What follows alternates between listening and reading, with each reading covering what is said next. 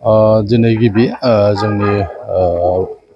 बालाजान तिनालि जितु VCDC बेवहाय आलु जोलै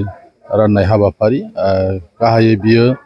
धरती आबा होननाय जे मोनसे स्किम बे स्किमनि गेजेरजों बेखौ होनाय जादों स्पेसियेलि जायफ्रा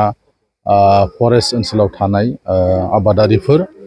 ST आबादारिफोर बे आबादारिफोरनो थाखाय होनाय जादों आलुआ फैगासिनो दङ क'क्राझारनि जिल्लानि गुबुन गुबुन जितु एरिया ब्लक वाइसआव बेखौ राननाय जादों आरो बेखौ जाहाथे मोजाङै मोजां राननो हायो एग्रिकालचार डिपार्टमेन्टजों लोगोसे VCDC खौ लाफानाय जादों जाहाथे आबादारिफोरखौ सिनायनो हायो बा आबादारिफोरखौ लेंहरनो हायो बेनिखायनो माने एग्रिकालचार डिपार्टमेन्ट आरो माने PNRD डिपार्टमेन्ट बिथांमोनखौ बाहाय लाफानानै बे आलु राननायखौ खालामदों जाहाथे एकदमबारे गाहाय गामि लेभेलसिम बे आलुखौ रानना होनो हायो मानसिफ्रा बुंदों एसे लेट सफैबाय खिन्थु अब्लाबो जिहेतु आलुखौ जोङो मिथिगौ जे सोरबा आर्लि गायो सोरबा लेट गायो जायफ्रा मोनबाय बिथांमोना जेन' बे मोजाङै बे आलुखौ गायो मानोना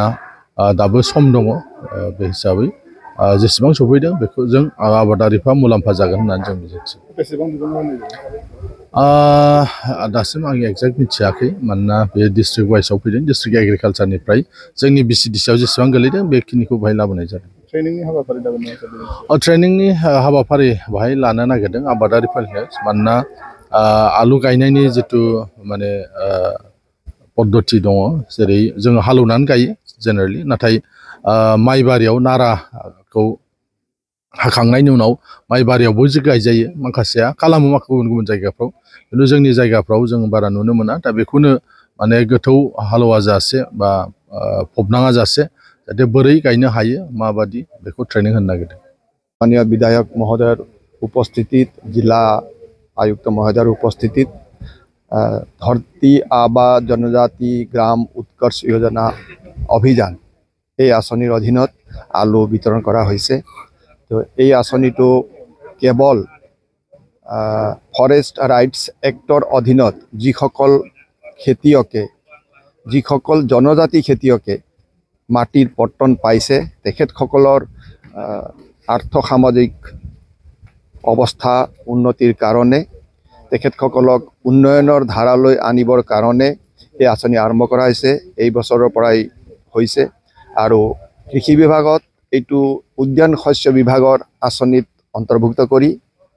প্ৰথমতেই আলু খেতিৰে আৰম্ভ কৰা হৈছে আৰু আমাৰ কোকৰাঝাৰ জিলাত ৭,৭78 কুইণ্টল আমি আৱণ্টন পাইছোঁ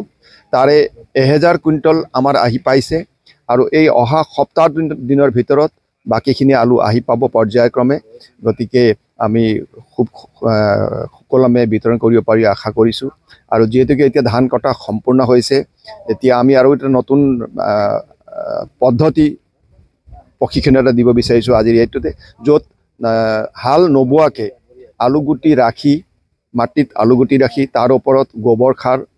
প্ৰয়োজন হ'লে ৰাসায়নিক সাৰ দি তাৰ ওপৰত ধান খেৰ জাপি দিলে তাত আৰু একো কৰিব নালাগে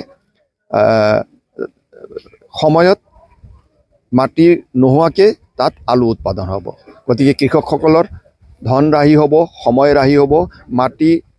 নচহোৱাকৈ আলু খেতি কৰিব পাৰিম এই খেতিৰ বিষয়ে আমি আজিৰ এই বিতৰণ কাৰ্যসূচীত প্ৰশিক্ষণ দিয়াৰ ব্যৱস্থা কৰিছোঁ এইখিনিকে আজি কেইজনক দিয়া হৈছে স্যাৰ আৰু ডিস্ট্ৰিক্ট কোকৰাঝাৰ ডিস্ট্ৰিক্ট হিচাপে কেইজনক দিয়া হ'ব কেইজন আজি ডিস্ট্ৰিক্ট হিচাপে নহয় আজিতো আমি এইখিনিত এইটো VCDCত ৰাখিছোঁ 4-5টামান VCDCত আমাৰ কাহিবাৰী যিটো কৃষি চক্ৰ আছে এডিঅ' চাৰ্কেল আছে তাৰ বসা হেৰি 4টামান VCDCত আমি বিতৰণ কৰিম আজি আৰু পৰ্যায়ক্ৰমে আমি আমাৰ VCDCৰ ওচৰলৈ আমি লৈ যাম আমাৰ সম্প্ৰসাৰণ সহায়ক আছে কৃষি সম্প্ৰসাৰণ তেখেতসকলৰ তত্বাৱধানত VCDC আৰু গ্ৰাম প্ৰধানৰ তত্বাৱধানত এইখিনি বিতৰণ কৰি থকা হ'ব এজন কৃষকৰ কাৰণে কিমান কৰি দিয়া হৈছে এইটো আমি সদ্যহতে এক বেগ 50 কেজি দিব বিচাৰিছোঁ ন্যূনতম তাৰপিছত নিয়ম মতে আমি তাত এজনক 3 বিঘালৈকেও দিব পাৰোঁ কিন্তু 3 বিঘা আলু খেতিয়কে কৰিব নোৱাৰে যথেষ্ট পৰিশ্ৰম আছে গতিকে আৰু যদি কাৰোবাৰ ধৰক এবিঘা কৰিব বিচাৰে তেওঁক আমি এবিঘাৰ কাৰণে আৰু গাঁৱে গাঁৱে আমি ট্ৰেইনিঙৰ ব্যৱস্থাটো খৰতকীয়াকৈ যিখিনি বিতৰণ কৰা হ'ব তাতে আমি তেখেতসকলক বুজাই দিম দুইটা এটা ৰোৱা যিটো হাল বাই যিটো গাড়ে সেইটো বহুতৰটো মাটি এতিয়া প্ৰস্তুত হৈ আছে তেখেতসকলকো তো প্ৰশিক্ষণ তাতে দিয়া হ'ব আৰু এই যিটো জনপ্ৰিয় হাল নোবোৱাকৈ যিটো সেইটো আমি জনপ্ৰিয় কৰিব বিচাৰিছোঁ উৎপাদন কেনেকুৱা হৈছে এইটো উৎপাদন ভালকৈ খেতি কৰিলেতো বিঘাই প্ৰতি 120 মোন 135 মোনলৈকেও হয় কিন্তু সেইমতে খেতি কৰিব লাগিব আৰু যিসকলে এনে মানে বিশেষ যত্ন নলগোৱাই কৰে তেতিয়াহ'লে 30-40 মোনো পায় গতিকে এই ব্যৱস্থাত আমি উন্নতি আনিব লাগিব ভালকৈ আপোনাৰ কি অনুমোদিত হাৰত সাৰ দিব লাগিব অনুমোদিত সময়ত পানী দিব লাগিব